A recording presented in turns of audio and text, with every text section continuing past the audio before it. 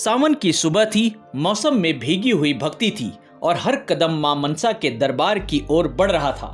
मंदिर की सीढ़ियों पर लोग चढ़ रहे थे, किसी के हाथ में नारियल, किसी की आंखों में भक्ति के आंसू और किसी की गोद में उसका जीवन यानी उसका बच्चा दिख रहा था। एक महिला सिर पर चुन्नी डाले अपने 3 साल के बेटे को गोद में उठाए हुए चुपचाप सीढ़ियां चढ़ रही थी। बेटे की आंखों में उत्सुकता थी, मां को देखकर मुस्कुराता और कुछ फुसफुसाता। तभी अचानक कहीं से आवाज आती है कि सीढ़ियों पर करंट फैल गया है, भागो जान बचाओ। फिर क्या था, सुनते ही सब इधर उधर भागने लगे।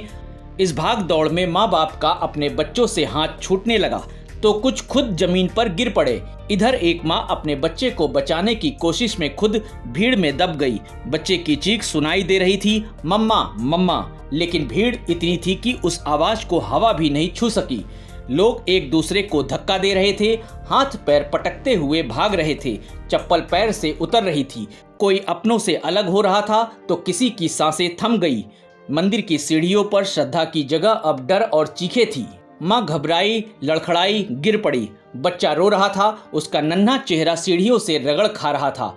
आसपास लोग दौड़ रहे थे, किसी के पैरों के नीचे वह मासूम आ सकता था, मगर माँ जमीन पर घिसटते हुए अपने हाथों से उसे खींच लाई, जैसे अपने जिगर को मौत से खींच लाई हो। उसकी आंखें अब भीगी थी, बस शुक्र था कि बच्चा उसकी बाहों में था। कुछ देर बाद पुलिस और बचाव दल पहुंचे तो सिर्फ बिखरे हुए चप्पलें, टूटी चूड़ियां और सिसकते लोग थे। 6 लोगों की जान चली गई और दर्जनों घायल हो गए थे। वो बच्चा माँ की छाती से चिपका अब भी सिसक रहा था और माँ उसे थपथपा रही थी, जैसे कह रही हो, डर मत, माँ की गोद में कुछ नहीं होता।